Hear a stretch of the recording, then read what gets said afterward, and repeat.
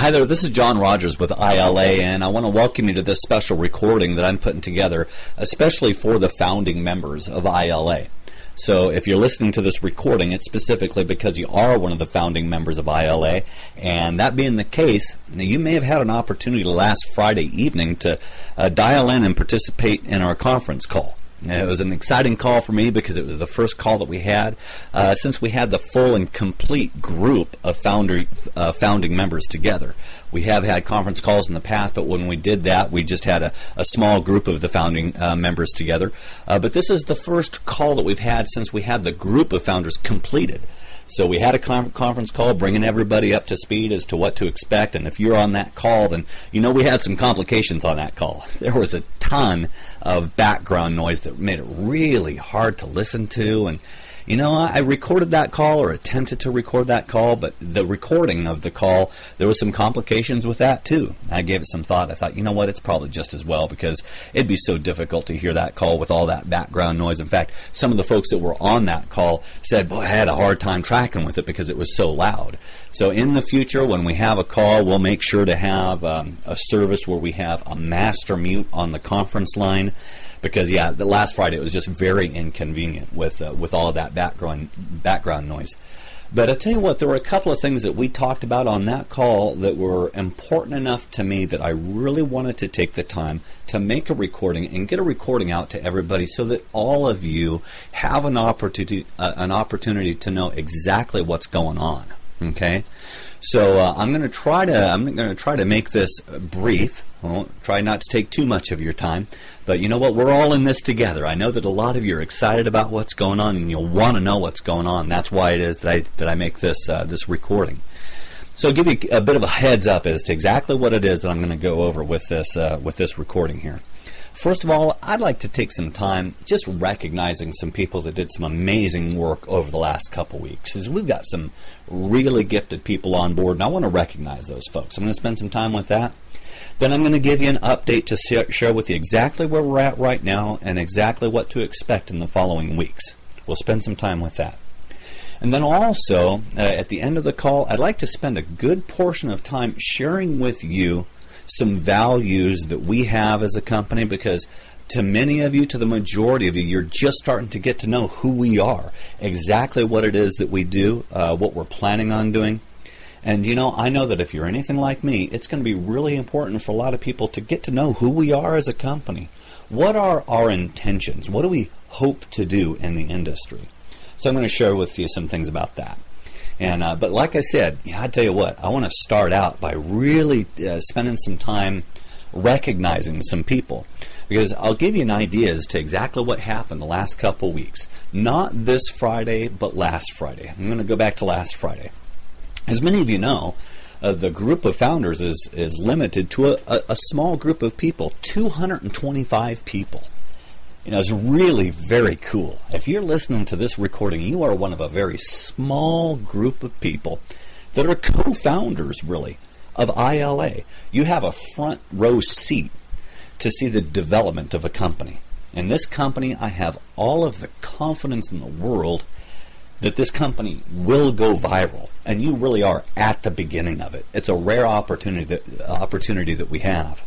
So looking back to not just this last Friday, but the Friday before, we had about 60 people on board as founding members, and we had been going for a couple of weeks. And I tell you what, I was so busy over those few weeks that I personally really didn't have a lot of time to reach out to my personal database, my personal network, and talk with folks.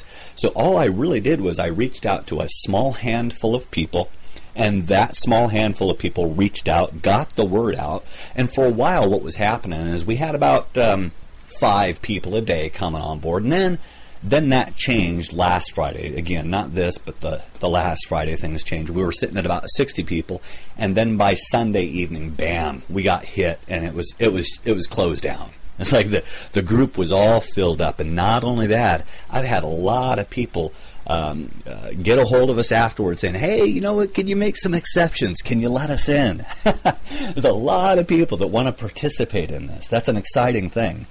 But you know what? Good news is you're here, and that's a good thing. And you know, I tell you, a lot of what made that possible is a handful of people that are really gifted networkers. In particular, really take my hat off to Matt Walcott. Matt Walcott, I've known him for years, and he did a great job with bringing people on board. Also, Cassie Francis out of Texas. Cassie Francis has been involved with networking for a lot of years, and he came on board and just got right to it. Had 10 people on board right away. As we know, or as you may not know, most of the 10 is the sweet spot. If you can refer 10 people, then that's just a great place to be. And we're going to talk about that more on another time, on another call. Really optimizing the compensation plan, but 10 is really the sweet spot. So we got Matt Walcott, Cassie Francis, and then Patrick McCleary. Patrick McCleary, he came on board and he had 10 on board within like 2 days, I think it was. Same thing with Dave Kazakuria. He came on board, I think he's got about 15 people on board. He did that in 2 days, okay? Did it really quick. Also, James Larson. James Larson, he's a practitioner and a student of personal development. He brought some people on board, did a great job. And then also there's a couple of ladies on the East Coast that came on board really towards the end of things, and they kind of, they're funny because they had to kind of let up on the gas, so to speak. Brandy and Andrea, or Andrea. I'm gonna have to get her name straight, Andrea or Andrea. Sorry if I've got your name wrong there, but I had a great time getting a chance to talk with them, get to know them a little bit, and they had a lot of excellent questions, and they came on board. They've got a lot of experience in the industry, and they've got a big group, so they were locked and loaded with a lot of people ready to come on board, but they had to kind of let their foot off the gas because the group was getting filled up. But I'm really looking forward to seeing what they're going to be doing in the future, because they bring a lot to the table. And I'll tell you what, that's just a small handful of the people. There's a lot of other people that did great work also. You know, Corey Hanks comes to my mind, and a lot of other people that referred people. And the neat thing is the quality of people that we have on board as founding members, really solid, really strong. Because what that means, it means great things for you.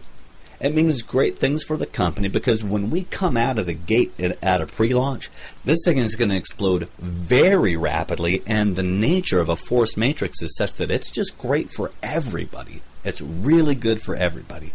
So my hats are off to all of you. I really congratulate all of you for the work that you've done in just a very short period of time. So now I'm going to take a couple of minutes just bringing you up to speed as to where we're at now and what you can expect to see in the next couple of weeks. Just this last week was a great week because we actually have on board a lot of what we really need to do well and succeed as a company. I'll give you a little bit of a background here. When we first started putting together the company, one of the things that was really clear to us that we needed was some good, solid legal representation, someone who specializes in network marketing law. So what we did is I spent some time interviewing all of the top legal firms in the nation, and actually, really, there's only a couple of them that specialize in network marketing law, and the fellow that really rose to the top out of all of them was Kevin Thompson. He's a very gifted attorney. In fact, if you were to Google him, you'll see his website and all of the testimonies and all of the praise that people give Kevin Thompson for what he does in the industry. So we have him on board now. We've now retained him as our legal counsel, and that's something that we can be really proud and really excited about. You can know this, that when we launch, when we come out of the gate, it's going to be very solid, and we're not going to have to worry about moving forward, okay? That's a good thing. Now, along with having the legal in place, we also spent some time interviewing companies that provide services for commissions payables and tracking the actual back end, the software for the matrix itself. One company that rose to the top is a company called CompuSolt. And I'm just really impressed with everything that they have in place. They've got a great reputation in the industry. They've helped a lot of companies. They really know what they're doing, and they've got Fort Knox as far as technology goes. They're in a big building in Texas called InfoMart, where they have all of their servers mirrored both on-site and off-site. I won't bore you with all the technology and all this talk of all the redundancies that they have in place. Just know this. All of our information, everything is going to be really secured so that when we're moving forward, we know that everything is dialed in and that we're really doing everything right with this. So I've been in dialogue with them for a long time, and it was just this last week that we actually brought both of them on board and said, hey, this is all green lighted, let's move forward. So now that they're on board, they're going to be working on the software for the Matrix, and that's really going to take about, originally I was telling people it was going to take about 12 weeks, but the good news is it's not going to take that long. If you go to the website right now, you're going to see that there's a countdown clock. It's countdown to pre-launch. We have January 28th. That's the day that we're targeting for pre-launch. Now I'll let you know, if it happens sooner, that's going to be a good thing. But we feel safe with saying January 28th. So here's what's happened with a lot of folks. A lot of folks have contacted me and said, hey, John, we're together as a group right now, but I tell you what, we've got these lists. We've got our group that we'd really like to talk to. What can we do between now and then to move the ball forward, to move things forward? And unfortunately, as it is right now, there's not a whole lot that we can do. And the reason why that is because as I speak, we don't have a mechanism in place to know exactly who belongs to who. We don't want to continue to enroll people without knowing who referred who, okay? So what we're going to do is this. I spoke with the folks at CompuSalt, and they're going to be putting together a database builder. And what that's going to allow us to do, and it's going to take about 2 weeks, okay? So where we're at right now is this. In about 2 weeks, we're going to have a database builder put in place. Also, they're going to get us the replicated code that we need to create a replicated site for you. So here in about 2 weeks, you'll have your own site. You'll have a site to get up and running. And what you'll be able to do is you'll be able to enroll people, basically pre-enroll people, because it's not even pre-launch yet. Now, when people go onto your website and put in their information, they'll be locking their position in, but I'll let you know this, there won't be a financial transaction at that point. It's basically going to be a person raising their hand saying, hey, count me in, I'm going to be going with you, and this is where I want to be. And that's going to allow us to move things forward and start to create some momentum as we're building to pre-launch. Okay? But the actual financial, there won't be any kind of financial transaction until actual pre-launch, January 28th. So until then, what a lot of folks have been doing is this. Once again, if you go to the website, you'll see that the website has changed a little bit. We have the countdown clock on the front page. And then if you go to the invitation, now, rather than becoming a founding member like all of you did, there is an option where a person can put in their email address and stay informed of developments. So that's where we're at right now. Unfortunately, that's just a general database. Okay. Here within the next week or so, I'll send out an email to everybody so that everybody can participate in a conference call. Everybody's going to be able to be in the loop as to what's going on. But once again, this particular call here and this recording is specifically for the founders. In the future, we're going to have more general information calls. Now, having said that, I'll let you know that one of the reasons why I wanted to have a call specifically for the founders on Friday night and why it is that I'm putting together this particular recording is because there's some things that I'd like to share with you. I want to share my heart with you on some things before we move forward at all.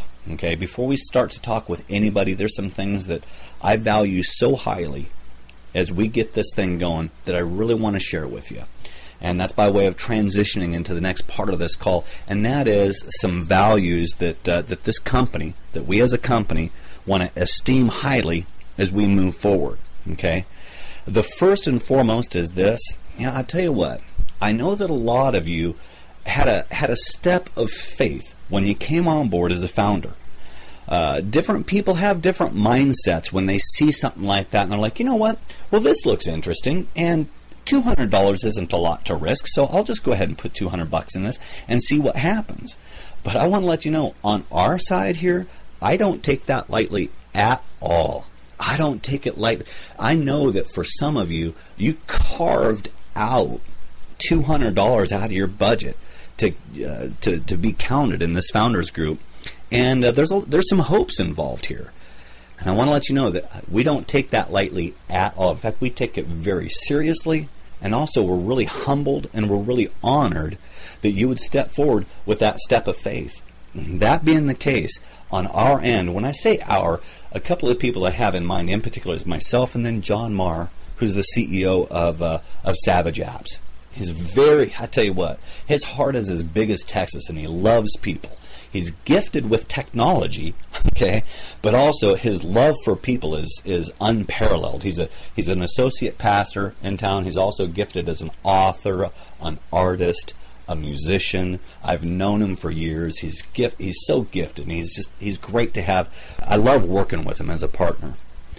And I want to let you know that we've got a total commitment. This is not something that we're moving forward with where we kind of think, you know what, this is a neat idea for business. Let's see what we can do for building ourselves a business here. That's not the case at all. It's our vision and our mission is this: to make a positive impact in people's lives, both with good, solid information that's going to help strengthen people individually, strengthen families, strengthen relationships, improve lives, and then also make an impact in people's lives financially as well. It's a commitment that we have. We've got a commitment, and I tell you what, we are resolute, and we will not budge to have a commitment for you in the sales force. And one of the things that fuels that passion and that commitment for me is having experienced building organizations with companies that make unfortunate decisions where the ownership of the company makes decisions that were clearly motivated by their own gain rather than what was best for the people that were really genuinely building the company. That is just, and I tell you what, I know I've talked with a lot of you, a good portion of you, and gotten to hear your stories, and I know you've experienced the same thing, and that is just tragic when it happens. It's tragic when people spend years building something for themselves and for their family, only to have someone make decisions that just shoot everything out the window. Some of you have done really well with companies where they didn't necessarily intentionally do anything wrong. That's a good thing. It's good when it's unintentional, but all the same, for one reason or another, whether it be legalities, things get shut down, and boy, I tell you what, a lot of people had a lot of hopes, a lot of dreams invested in certain companies, and it's tragic to see the thing crumble down. And as a result of that, what ends up happening is you got this group of people that have been working together, and they're really friendly. They've built relationships, and they've built incomes at times, and then all of a sudden a company disappears or does something that puts everything in jeopardy, where the whole group is kind of, okay, well, they look at each other, what are we going to do now? You know? And I know that that's the position that some of you are in when you're taking a good, solid look at ILA. And again, like I said, it's a humbling thing when I think about you coming on board and saying, you know what, let's move forward and let's do something great with this. Because everything is right with it. And it really is. I truly believe that everything is right with what we're doing. The market is perfect for us to do fantastic things together. And it's really important for me to let you know right out of the gate that I've got a commitment to you in this. My whole mindset in this is that I work for you. And we're going to be doing this thing together. We're going to accomplish great things together. Okay? And as we're doing that, there's another value that I esteem highly. You know, John and I, when we're talking about forming a company, it's not just about forming a company. It's not just about a business. It's not just about a compensation plan. It's not just about an application. Yes, it is that. It's all those things, but it's more. And there's this question in my mind. What kind of a culture are we going to create?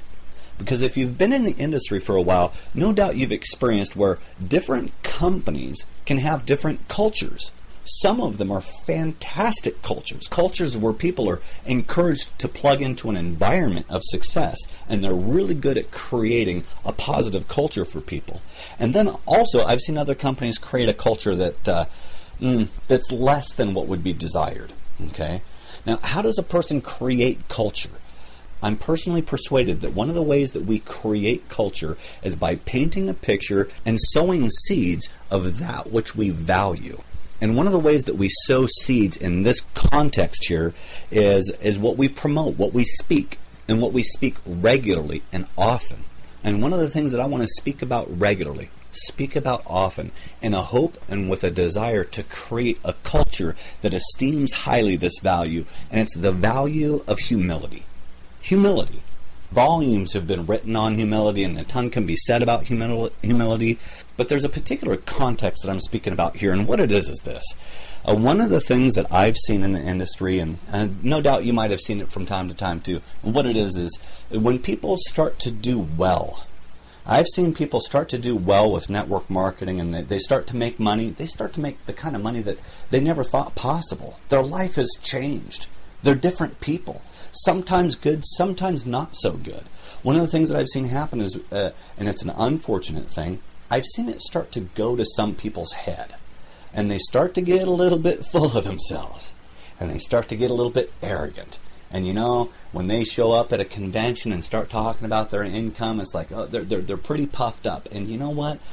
I don't think it's necessary, and I think it's an unfortunate thing. I believe that there's an aspect to humility that there's something that an individual can cultivate that will protect them from that particular mindset.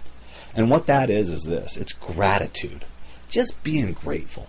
You know what? If we're grateful people for what we have, I believe that that's useful in protecting us from being proud and arrogant. Okay? And as a company, we want to be resolute and we want to be disciplined in guarding ourselves from that kind of arrogance, because you know what? It's that kind of pride, it's that kind of arrogance that just comes back and bites people. I've seen it. I've seen it happen so many times. And not only is it unfortunate, but like I said, I really just don't think that it's necessary. I think that we can steer away from that. And hopefully that's something we want to have a vision of cultivating.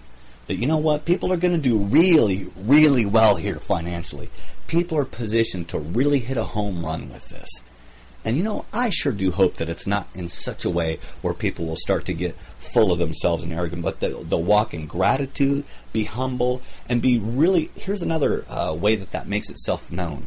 Is at conventions when people are talking with people, or you know, hey, how did you do this? How was it that you built your business? And that people are available for those people. They don't think too highly of themselves, so they think, you know what, I just don't have the time to talk with these people. You know what, I would hope that we wouldn't have that. We can create a culture where people have a genuine gratitude and a genuine heart just to help people. And you know, one of the things that has been said in the industry, in some circles, not in all circles, but one of the things that I have heard said, and I really genuinely like this, is this: care for people. If you care for people, if you have a heart for people, and if you care for people, then the money will chase you down. Okay? Now, I tell you, that I just bring this up by way of introduction, to let you know that it's a value that we esteem highly. In the future, we're going to talk a lot more about it as we get to know each other, as I get to know you, as you get to know us. We'll be talking about that more, but I want to start right now sowing that seed and let you know where our heart is on that. Okay? Now, along with that, there is another value that we esteem highly, as it were. And again, we're going to have a lot of opportunity to talk about this more in the future and explore this together. But it's this concept. It's the concept and philosophy of fiscal responsibility. Fiscal responsibility as a company, and also encouraging people in fiscal responsibility. Now, what do I mean by that? Here's what I mean. Another thing that I've seen in the industry, and something that has been seen many times in the industry, is when people start to do well financially. I've seen people make multiple six-figure incomes in the industry and unfortunately be in a worse position than they were in the day when they weren't making hardly anything at all. And the reason why is this. In fact, I'll tell you what, there's one person in particular that I have in mind. He was a missionary for years. He served in the mission field. He came back from the mission field and got involved with network marketing and had huge success. He was a multiple six-figure earner. And unfortunately, after a period of time, he was in worse condition than he was before. And the reason why is because he was mortgaged to the hilt. He had a huge mortgage payment. He had multiple cars. And, you know, unfortunately, that aspect of it really wasn't good for him. Well, I want to let you know, one of the things that we want to celebrate here as a company is the concept of being debt-free. Debt-free. We want to be a debt-free company, and we want to be encourage people into financial freedom and to have debt-free lifestyles, so that if we have a convention or a conference, you know, of course, we're going to have some income testimonials. That's important. It's important to let people know that they can do well financially, but also we want to highlight the success of people in being debt-free. And, you know, not only do I think that that's important, I think that it's absolutely necessary with what we're doing. Because understand this, the content that's going to be available for people on a regular basis with ILA through the application. We're talking about personal development stuff here. Yeah, we're talking about goal setting, time management. We're talking about healthy relationships, and we're talking about financial management as well. We're talking about good nuts and bolts stuff, the stuff of life to really help people be successful. And it would be a tragic thing to see people involved with ILA and have financial success and have all the rest of their life fall apart around them. I've seen this not only happen with people being mortgaged to the hilt, but I've seen the tragedy of what financial success can do in the lives of some families. I've seen people struggle for years financially as a family, but they're kind of sticking together, and then once they start to do well, unfortunately, they get a divorce afterwards. I've seen that happen before. Now, don't get me wrong here. Some people might get the impression that I'm against financial success. That couldn't be further than the truth. However, I do think that it's tragic when a person has success in their finances to the detriment of the other areas of their life that's important, including family and relationships, work. The list goes on. Physical health. I'm reminded of a story where a lady comes home and she says, "Hey, honey, I won the lottery. Pack your bags, honey, I won the lottery." And hey, fantastic, you won the lottery. Oh, yeah, I'll pack my bags. Where are we going? We're not going anywhere. You're going. You're leaving. Of course, the idea of the joke is that until then, they didn't have the option to get separated because they needed each other financially. But once she had the ability financially, then she gave her husband the boot. That's a tragic truth. I've seen that happen before. Well, here's the deal. The picture of success that I'd really like to value and esteem highly is holistic success. And when we have testimonies at conventions of people doing well financially, it's my heart to hear this also. I really want to hear about people saying, "Hey, you know what? We were struggling as a family. We were struggling in our marriage, and then we heard some modules, we heard some teaching come through ILA that really made an impact in our life." Or, you know what, I was really discouraged, and I was getting down on myself, and I was discouraged with life in general. And I heard some material come through, and it made an impact on my life. What I really want to do, and something that's a serious goal of ours, is to create a company, yes, that helps people succeed financially, but not only financially, in other areas of their life as well. You know what? I really genuinely believe that we can do that. I believe that we can form a company where when people speak of ILA, that what's said is this: you know what? They've got a great culture over there. There's a company, they do it well. They treat people well. They encourage people. They help people have financial success. And they're just known for doing things right. Okay? It's a goal of ours. It's a vision of ours. It's a mission of ours. And one of the things that's important about sharing this with you at this point is this. I genuinely believe that if we're going to succeed in that, it starts from the top. It's got to start from the leaders. I hope that that's something that you can resonate with. I hope it's something that you can buy into, okay? Because the reason why that is, I want this to be an environment where someone can have confidence in stepping into the environment and say, "Hey, you know what? We've got a lot of confidence in this company. They're doing things right." Okay, something that we can have a degree of pride in a positive way. Okay, of course we're encouraging and cultivating humility, but I'm talking about pride in a good way as far as having confidence in. All right, that we're doing things right. And here's what I'm looking forward to: the future when we're all genuinely getting to know each other more. I know I'm just starting to get to know some of you. You're just starting to get to know me. We're going to get to know each other, okay? You're going to know who I am. I'm going to know who you are. And I've got a commitment to you to do this thing right. I'm going to be working hard for all of us, okay? And we're going to be very protective and very diligent about doing this thing right so that it's for the long haul. There isn't any reason in the world why this shouldn't be a long-term company. We own the technology, okay? The content is going to be fantastic, solid content. The compensation is set up for everybody to win. And I want to let you know, once again, I'm honored, I'm humbled to have all of you on board. Genuinely looking forward to getting to know all of you more in the future, and we're believing for great things. God bless you and have a great day.